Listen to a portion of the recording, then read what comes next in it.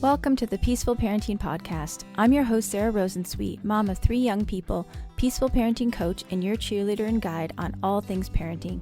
Each week, we'll cover the tools, strategies, and support you need to end the yelling and power struggles and encourage your kids to listen and cooperate so that you can enjoy your family time. I'm happy to say we have a great relationship with our 3 kids. The teen years have been easy and joyful, not because we're special unicorns, but because my kids were raised with peaceful parenting. I've also helped so many parents just like you stop struggling and enjoy their kids again. I'm excited to be here with you today and bring you the insight and information you need to make your parenting journey a little more peaceful. Let's dive into this week's conversation. Hey everyone, welcome back to another episode of the Peaceful Parenting Podcast. Today we have 2 guests who co-authored a book called Real Skills for Real Life, a DBT guide to navigating stress, emotions, and relationships. And you may be wondering why you have that on a parenting podcast. This was a really great conversation with Shireen Rizvi and Jesse Finkelstein, who are the co-authors of the book, about all of the skills of DBT, which is a modality of therapy, the skills that they teach in DBT and how we can apply them to parenting. They talk about how emotional dysregulation is the cause of so much of pain and suffering in our lives. And I think as a parent, you will recognize that either your own emotional dysregulation or your child's is often where a lot of issues and conflict come from. So what they've really provided in this book and given us a window into in this conversation is how we can apply some of those skills towards helping ourselves and helping our children with big feelings, AKA emotional dysregulation. This was a really wonderful conversation, and their book was also wonderful. We will put a link to that in the show notes and encourage you to check it out and really have a good listen to what Jesse and Shireen have to teach us, some things that you can listen to in this podcast today and then go away from and use it. And one note is you'll find a lot of the stuff they talked about is really overlaps with the things that we teach and that we practice inside of peaceful parenting.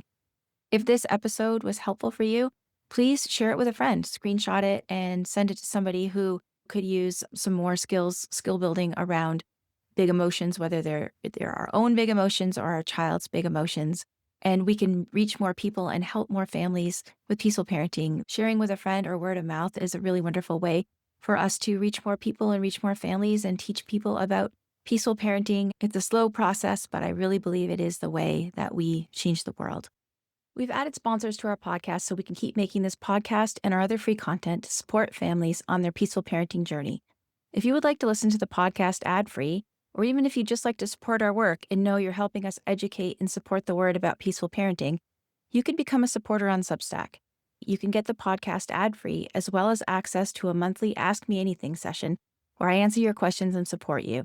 I know there are folks I support on Substack because I believe in the work they're doing and I want to be part of making their work possible and more accessible.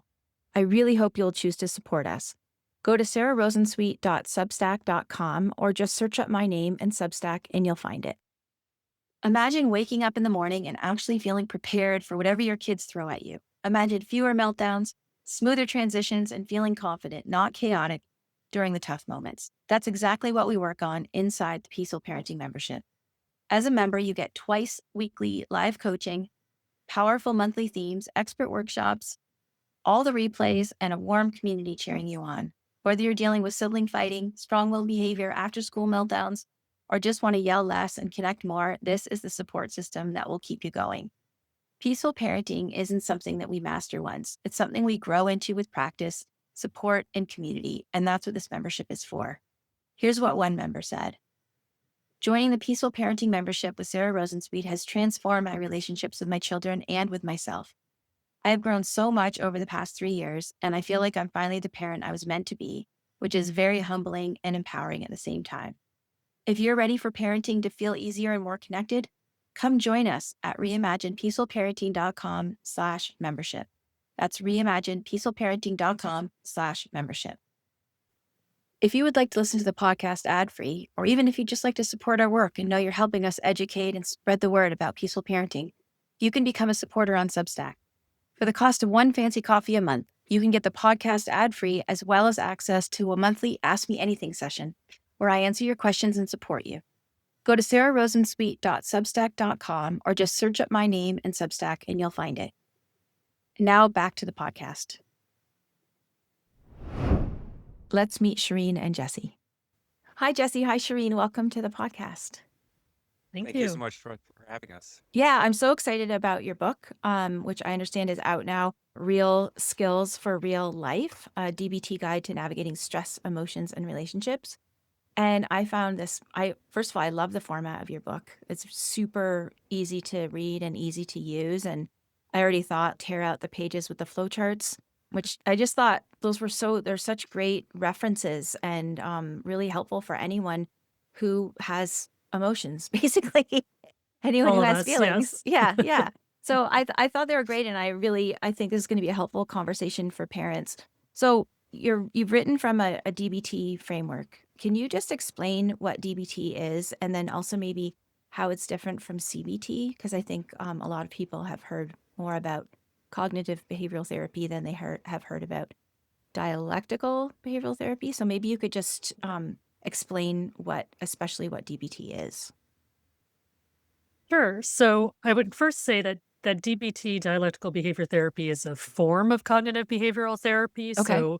So they're in the same category. And sometimes we hear therapists say, I do DBT, but I don't do CBT. And from my perspective, that's not really, you can't really do that because the essence of dialectical behavior therapy is CBT, which is focusing on how our thoughts, behaviors, and emotions all go together, how changing any one of those things affects the other. So that's really the core aspect of DBT is the foundation of CBT. But what happened was the person who developed DBT, her name was Marcia Linehan. She was actually my grad school advisor at the University of Washington.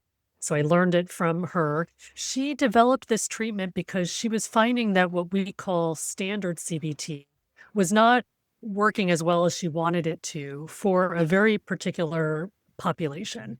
And the particular population that she was working with were women primarily who had significant problems with emotion regulation and were also chronically suicidal or self-injuring.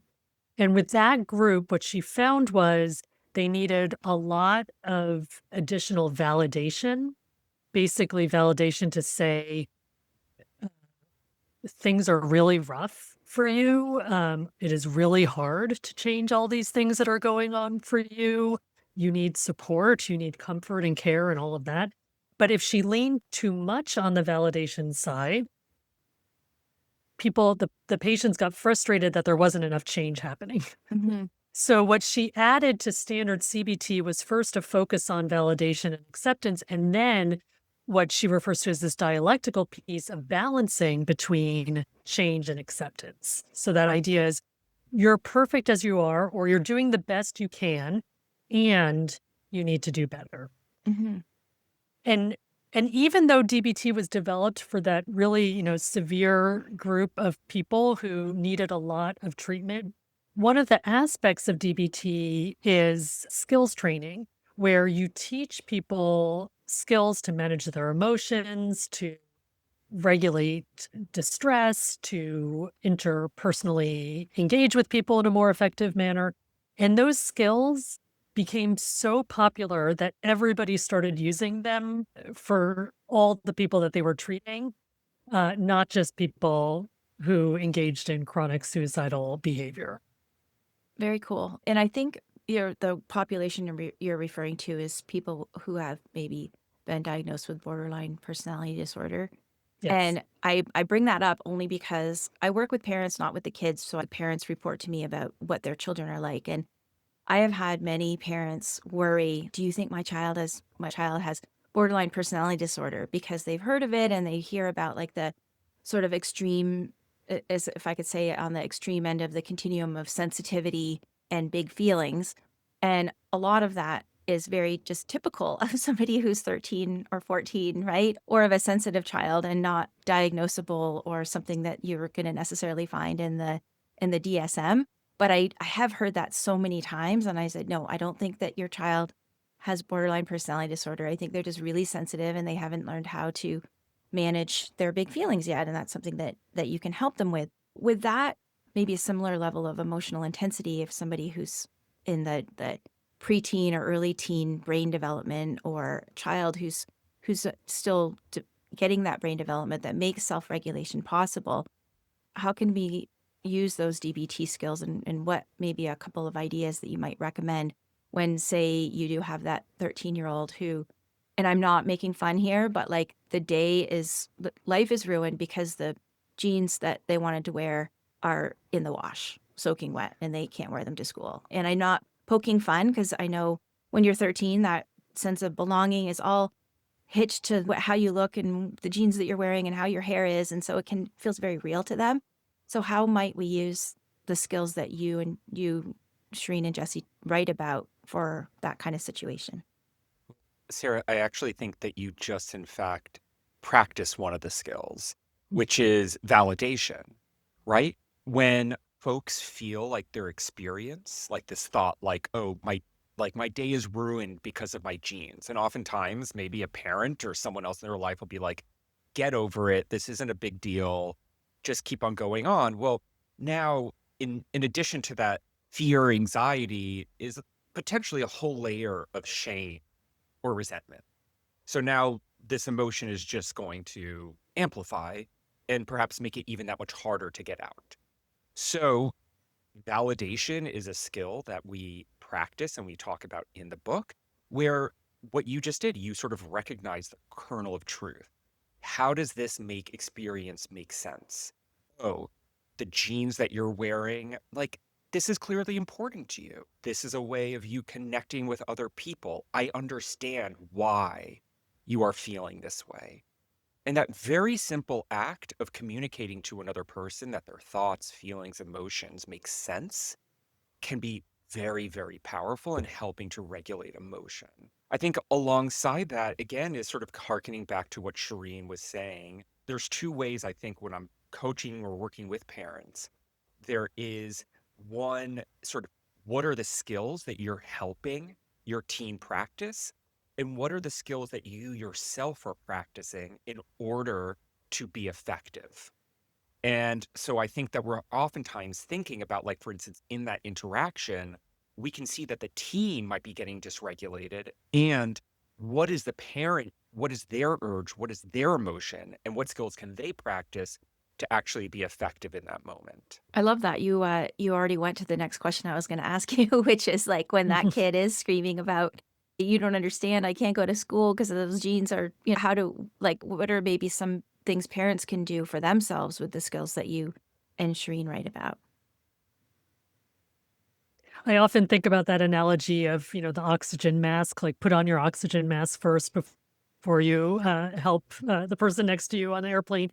And certainly this was true for me when I had infants who were really fussy, like how do you manage that stress? How do you respond to the extreme fussiness, the demands on you when you yourself are heightened and already worked up? So what do you need to do to regulate yourself so that you could be most effective in that moment? And sometimes that is literally taking a time out, like leaving the room for a minute. The kid comes after you because of their genes, and you say, hold on, I need a minute. And you sequester yourself in the bathroom. We have a skill called paced breathing that you could regulate yourself by pacing your breathing in a particular way. Do that for a minute, get to a place where you feel more centered and wise, and then approach the situation. So I do feel like that's so important, because if you're not regulated yourself as a parent and you're working with a teen or a younger kid who is dysregulated, you're going to ping pong off each other until it just becomes messier, messier, messier. But if you could regulate yourself, approach it more calmly, then that's going to change transaction between the two of you. It's so interesting because, I mean, people who have been listening to my podcast for a while, or who know my work, will be like, oh yeah, these are like two things that Sarah talks about all the time. Our first principle of peaceful parenting is parental self-regulation, which Mm. doesn't mean that you never get upset, or annoyed or frustrated or whatever, but that you recognize it and you have strategies that you can use to get yourself back to calm. And then I also say, if you forget everything else that I try to teach people about when their kids are upset, is just empathy, right? Which is another way of saying validation, what you were talking about. And I always tell parents, you don't have to agree to empathize, right? Like, and it's so important, Yes. especially when you have things like the day is ruined because the jeans I wanted to wear are not available. So I love the crossover of the skills that parents are working on, who are in my community, and the things that you have written about. And I can't say enough of how great those flow charts are that you all made. And I'm going to like mark up my book with post-it notes for the different exercises. One of the things you talk about in your book is problem solving. And as parents, I think sometimes we can find ourselves in these really intense situations. I'll just give an example of a client I was working with the other day, whose daughter at 11 o'clock at night was bringing up that she needed particular pair of boots for her Halloween costume. And that, they weren't going to get there in time and they weren't the right ones. No matter what the mom said, she was really spiraling about the Halloween costume and whether we could get it or not. I guess this is a two-part question. So say you've done validation and that they're still really upset about whatever the situation is. How do you support a kid who is really deep in those intense feelings? And where or when is the place for teaching problem solving to somebody who, like, say there is a real, this issue of like, how are we going to get the thing that you need for your Halloween costume that is actually like a strategical problem to be solved? So I don't take from that question what you will. A double question, I guess. If you have a strong-willed kid, my people, you know how much they thrive when they're given appropriate independence. And that's one of the reasons I love the Yoto player, our sponsor today. Yoto is a screen-free audio device that lets kids choose what they want to listen to: stories, music, podcasts, educational cards, without needing a tablet or your phone. They just pop in a card, turn the dial, and they're off. For our strong-willed kids, this kind of child-led control is huge.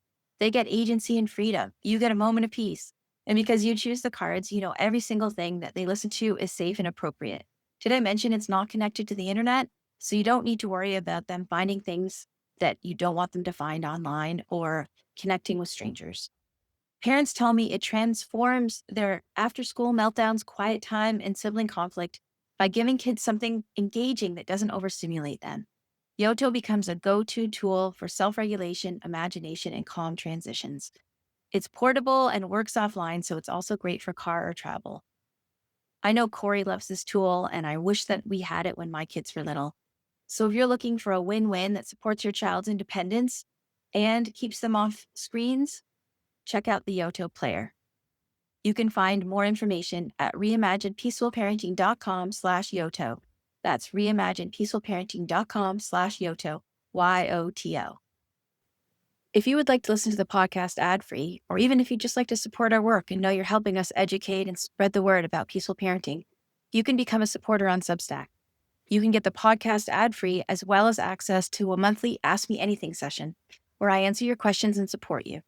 Go to sararosensweet.substack.com or just search up my name in Substack and you'll find it. Now back to the podcast. Well, I'm going to say the annoying therapist thing, which is that it depends. And I will also say that if we like broadly think about the way that our emotions impact our thinking, if we're thinking like on a continuum from 0 to 10, it can be very hard when you're at an 8, 9, or 10 to engage in what we would call like wise-minded problem solving, right? At that point, you might be so filled with emotion that your only urge is to act on like a crisis behavior. It's to yell, it's to fight, it's to ruminate. And so to engage your child in problem solving when they're in an 8, 9, or 10 might not always be that effective. So oftentimes what I offer to parents is how can you model, coach your teen, your child in what we call broadly in DBT, like the distress tolerance skills. Shireen mentioned pace breathing, some distraction, just so that we can lower the volume on that emotional intensity. With the goal that, like, once we begin to enter a 6, 7-ish area, okay, now and we have like a very sort of prescribed sort of set of steps for problem solving in DBT. Okay, now how can we draw in some of these change strategies? problem solving, for instance, to help change this experience that's causing us distress. And I want to highlight, it's really hard to do that if someone is so dysregulated. Mm-hmm. And I think oftentimes that's where parents and kids can really find themselves in conflict, where a kid is at like a 9, a parent's like, let's solve the problem. Kid's Right. like, I can't even see straight. Right. Yeah. So walk us through what that might look like. Take that example with the boots. You've got this really upset kid. So play the parent there, if you don't mind. I'm putting Yeah, you of on the spot. course. Please. I love to play. Good. I mean, I would like, I would do a couple of things. I'd be like, okay, you know what? We're going to do a little tipping the temperature together. I'm going to bring out a bowl of ice and we're going to bring out 2 bowls and we're just going to bend over, hold our breath for 30 seconds, and then that's like, it's again part of Put the your tip. face in the bowl of ice water. Yeah. Okay. You left out that part. Crucial Yeah. part of this step. You just look at the ice water. No. Yeah. Just look at it. And then something happens. It's magical. That actually has a very profound physiological effect of reducing our blood pressure, reducing the sympathetic nervous system, calms our bodies down. And so one thing I do really highlight for parents is, how can you do this alongside your child rather than being didactic and being like, hey, do this. So make it collaborative. I also, and you said this, empathy, or validate. Now, I want to highlight, validation's not approval. It's not saying that their behavior is right, or like this is how they quote unquote should behave. It is simply repeatedly communicating how their distress makes sense. We know from the literature that validation has a very powerful emotion regulatory impact on other people. Then once like you're sort of checking in and saying like, hey, like, do you feel like we can access wise mind in this moment? Okay, great. Let's bring out a problem solving worksheet. Perhaps the Real Skills for Real Life book, or hypothetically, or some other, or the DBT manual, whatever you have resource to. And like, let's walk this through step by step. What is the problem that we're trying to solve? Let's brainstorm, etc. Yeah. And so I think that you did answer this when you said validate. But if you have a kid that's screaming, get that ice water away from me. Are you crazy? Like, that has nothing to do with the boots. Anything other than, I mean, I guess Shireen also mentioned taking a break, but anything that you would add to that? Well, I would also say, and I imagine this comes up a lot for you, Sarah, is that as parents, especially, a certain type of parent that is generally high functioning, perhaps a little perfectionistic, I put myself in this category. Is like, if my kid is upset, I feel so many urges to just fix it right away. And that, I think, can be helpful sometimes, but often is not. Because they either don't want to be fixed, right? Or as Jesse said, they're too dysregulated to think straight, or that's not really their goal. Perhaps their goal is just to tell you how upset they are. And so I do feel like there is a piece that I have to practice as a parent, which is acceptance. Like, okay, my kid is upset right now. And that's it. Like, I don't actually have to do anything about it. And I could even actually tell myself that kids being upset is part of life, and it's important for them to learn that they can be upset and the world doesn't fall apart. So, that's a little bit of cognitive restructuring in a way. I will say, like, if they're willing to engage in skills practice and you can do it with them together, that's wonderful. There might also be times where you just have to say, I accept that you're upset and there's nothing we're going to do about it. I'm sorry you feel this way. It sounds really awful and terrible. And let's reconnect in an hour, Yeah, wait and for the see how we're storm. doing then. Wait for the Yeah. storm to pass. Yeah. I will say, and I've been a therapist for not so long, and I've been having this conversation with my own parents and my mom for the first time yesterday. I called her up and I was like stressed out about something, and she said, Jesse, do you want validation or problem solving right now? Love it. And I was like, Rhonda, I was like, I was just, and I was just like, the fact that You taught asked her that, well, Jesse. I mean, I was like, okay, therapy. So, That's but awesome. I think even like having that as a prompt, like, Mhm. hey, what would you like in this moment? Do you want some problem solving or some validation? Do you just want me to sit with you right now? That is so is a useful. helpful orientation. Yeah, yeah. And I have to remind myself of that with my daughter sometimes because especially when it's something that on the face of it as a parent, you see that there is an easy solution, but they're not open to it because they're too upset or they're spinning out, right? And just sitting there is the hardest thing in the world. And you both just anticipated my next question, because I know that one big part of your book is that, what's it called? Look at my notes here. Distress tolerance is one of the 4 areas. So, what are some tips that maybe talk about what distress tolerance is specifically? And as you mentioned, Shireen, it is excruciating when your kid is in pain and upset. I learned from my friend Ned Johnson. If you don't know his book, The Self-Driven Child, it's a wonderful, wonderful book. And he told me that there's something called a righting instinct, which is that when your child falls over, you have this instinct to right them, Mm-hmm. RIGHT them, Mm-hmm. and that's what comes into play every time our child is distressed. Is we just have this instinct as parents is pick them up, dust them off, and stand them up again. And I think it's important for them to learn these skills to not do that every time, right? So, give us some thoughts about that.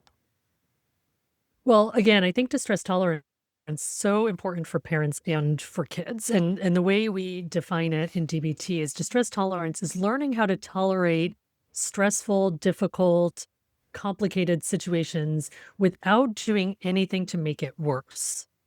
That's like the critical part because distress tolerance is not about solving problems. It's about getting through without making things worse. So, in the context of an interaction with your kid, not making it worse might mean biting your tongue, right?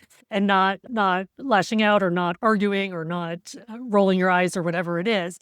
And then tolerating the distress of the moment. And so, as parents, we absolutely need this probably 1,000 times a day. How do I tolerate the distress of this moment with the kid? And then kids, as humans, need to learn distress tolerance too, right? How do they learn how to tolerate a difficult situation without doing anything to make it worse? And if we swoop in too quickly to solve the problem for them, if we move in too quickly to right them, as you said, they don't learn that they can get through it themselves. They don't learn that they can write themselves, right? And I think there's been obviously a lot written about the generations and how parenting has affected different generations, et cetera. It's like we want our kids to learn how to problem solve, but also manage stress and difficulty in effective ways.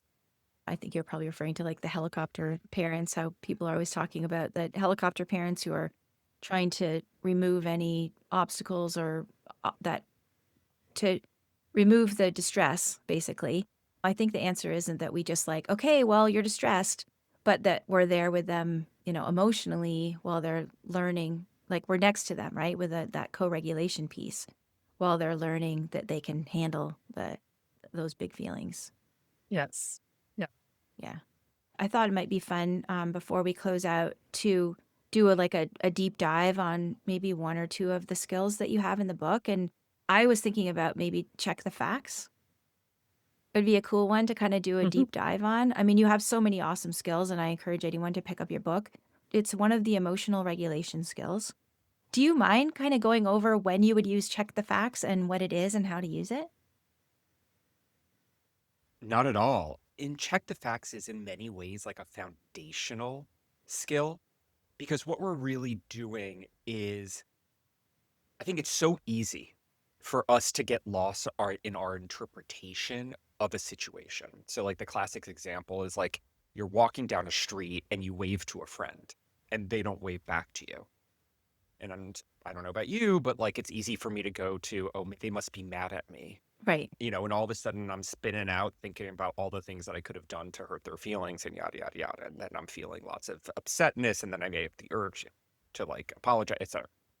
What we're doing to check the facts is we're actually returning our attention back to the facts themselves, which are the things that we can take in with our senses. We're observing and describing, which are 2 foundational mindfulness skills in DBT. And then from that, we are asking ourselves, okay, does the emotion that I'm feeling, does the intensity and duration of that emotion fit the facts as I'm experiencing. So in many ways, this is sort of like one of, like Shireen was talking about, how DBT rests on all these sort of cognitive behavioral, it's part of that broader umbrella. And this is a sort of a cognitive intervention where we're really asking ourselves, does the facts as I see them align with my emotional experience? And then from there, we have to ask ourselves, if yes, then there are a certain number of options or skills that we can practice. For instance, we can change the problem. And if no, well, then that begs the question, okay, should I act opposite to this emotion urge that I have? So it's a very sort of grounding, centering type of skill. Shireen, is there anything there that I'm missing? No, I would just give an example, like a parenting example that happens for me a lot, which is my kid has a test the next day. He says he knows everything. He doesn't open the book or want to review the study guide. And I start to think things like, oh my gosh, he has no grit. He's going to fail this test. He's not going to do well in high school. He's not going to get into a good college. But most importantly, he doesn't care. And what does that say about him? And what does it say about me as a parent? I mean, I hope people that listen can relate to these sorts of thoughts, and I'm not 100%. alone I've in the heard way I people think say about those this. exact things. So Yeah. And even though I practice these skills all the time, I'm also human and a mother. So where check the facts could be useful there is first just to recognize, okay, what thoughts am I having in response to this behavior? The facts of the situation is my kid said he doesn't need to study anymore. And then look at all these thoughts that came into my mind. So first, just even recognizing like this was the event, and then here's what my mind did is in and of itself, I think a useful experience because you could be like, wow, look at what I am doing in my mind that's creating like so much of a problem. And then I could also think about like, well, what does this make me feel when I have all of these thoughts? I feel fear, I feel sad, I feel shame about not being a good parent.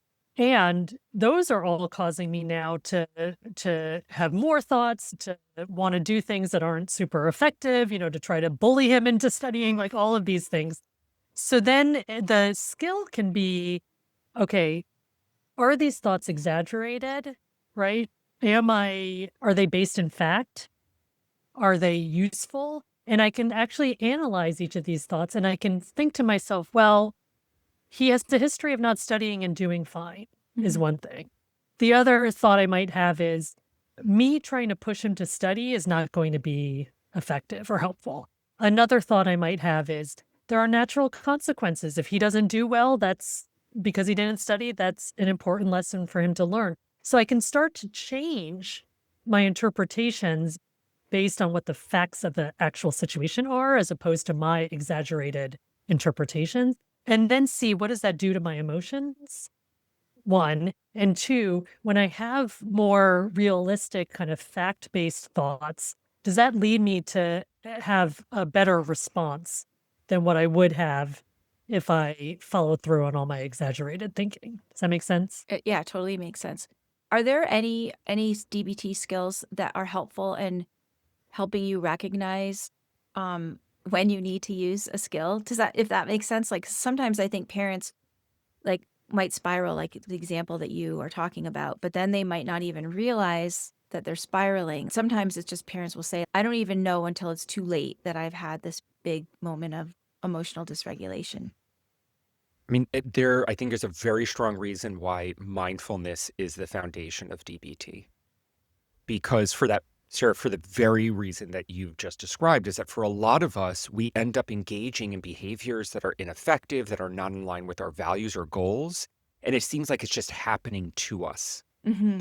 And so having a mindfulness practice, and I want to highlight that doesn't necessarily mean like a formal meditation practice, but what that does mean is developing this skill of noticing, Mm-hmm. being increasingly conscious of what you're feeling, your urges, thinking, your behaviors, so that when you notice that you are drifting, that you're engaging in a behavior that is ineffective, you can then apply a skill. But we can't change what we're not aware of. I love that. It's so hard with all the distractions we have and all of the things that are pulling us this way and that and the busyness. And so just kind of slow down and start to notice more what we're feeling and thinking.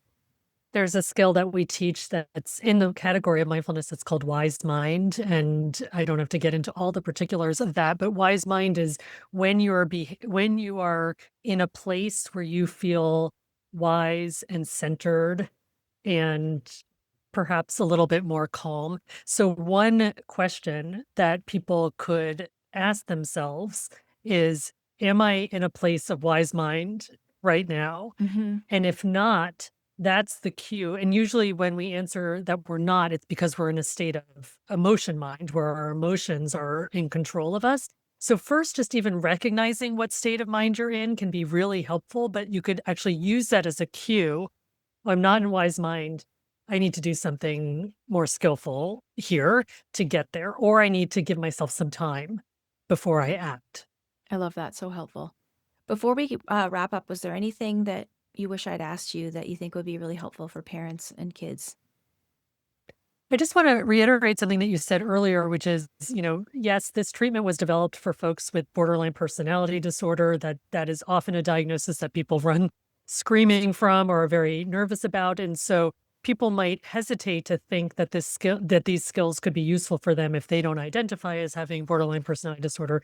But I think what you're highlighting, Sarah, and we so appreciate you having us on and talking about these skills, is that we consider these skills universal, that really anybody, and I've done training and teaching in DBT for 25 years, and I teach clinicians in many different places how to do DBT treatment with patients. But inevitably what happens is that the clinicians themselves say, oh, I really need these skills. I'm Mm-hmm. so, in my everyday life. So I think that's what we really want to highlight, is that and why we wrote this book actually, is to take these skills from this treatment designed for this really severe population and break it down so that anybody could see that, oh, this will be useful for me in my everyday life, and I want to learn more about it. Totally. Yeah, I love it. And I think that it's a continuum, right? Of feeling like emotions are overwhelming and challenging and being like really sensitive emotionally. And so I think there are lots of people who are on that more sensitive, emotionally sensitive side of things that these are really helpful skills for. Yeah, and to add on that, I wouldn't want anyone, and I don't think any of us here are suggesting this, and I just, it's such a stigmatized diagnosis It as is, yeah. well. And, you know, none of us, I have yet to meet someone who's choosing suffering. Mm-hmm. It's that many of us are trying to find relief from a lot of pain, and we may do so through really ineffective means. Mm-hmm. And so, BPD, in my mind, sometimes it's an unfortunate name for a diagnosis because many folks may have the opinion that it means that they're intrinsically broken or their personality. And really, it's a constellation of behaviors that there are treatments for. Yeah. So I just want, anyone who is listening not to feel helpless or hopeless in having this diagnosis or experience. Mm-hmm. Mm-hmm. Thank you so much. The question I ask all my guests, I'll ask Shireen first and then Jesse. And it is, if you could go back in time, if you had a time machine, if you could go back in time to your younger parent self, what advice would you give yourself? Oof, I think about this a lot actually, because I feel like I did suffer a lot especially when my kids were babies. They were super colicky. I didn't sleep at all. I was also trying to work. I was, very stressed. And I wish that I could at that time take in what other people were telling me, which is, this will pass, Mm-hmm. right? This too shall pass, which is something that we say to ourselves actually as DBT therapists a lot, that time changes, that change is inevitable. Everything changes. And so in those dark moments, parenting moments, you get stuck in these thoughts. I got stuck in these thoughts of, this is never going to change. It's always going to be this way. I can't tolerate this. Instead, to shift and to recognize change is going to happen, whether I like it or not, change is going to happen, and just hang in there. I love that. My mother-in-law told me when I had my first child, she said, when things are bad, don't worry, they'll get better. And also when things are good, don't worry, they'll get worse. Yes, it's true. Yeah. You And we gotta need kind of- both the ups and the downs so that we actually can understand, like, oh, this is why I like this and this is why I Yeah. don't like this, right? So, Yeah, yeah. part of life. Yeah, thank Yeah. you. And Jesse, if you do ever have children, what would you want to remember to tell yourself? To tell myself, I think that I would want to remember to tell myself that, and I don't think I'm going to say anything really new here, that perfection is a myth. That like I think parents often feel like they need to be some superhuman or like that like, but we all feel, and that when we do feel and when we feel strongly, that the goal isn't to shame ourselves for having that experience. It's to Mhm. simply understand it. Yeah, And I think that's what I would want to communicate to myself and what I hope to communicate to parents that I work with. love that. Best place to go to find out more about y'all and what you do, and we will put a link to your book in the show notes, but any other socials or website or anything you want to point people to? My website is ShireenRizvi.com, where you can find a number of resources, including a link to the book, but also a link to our YouTube channel, which has skills videos where we created animated skills videos that teach some of these skills in 5 minutes or less. So that's another resource for people. Great. What about you, Jesse? I have a website called accesscbt.com. I also a co-founder of a psychoeducation skills course called TheraHive, and we actually have a parenting course based on DBT skills. That's therahive.com, and an Instagram, Talk is Good. Great. Thank you so much. Really appreciate your time today. Thank you, Sarah. Thank you. Thanks for listening to this week's episode. I hope you found this conversation insightful and exactly what you needed in this moment. Be sure to subscribe to the show on your favorite podcast platform and leave us a rating and review on Apple Podcasts. Remember that I'm rooting for you. I see you out there showing up for your kids and doing the best you can. Sending hugs over the airwaves today. Hang in there. You've got this.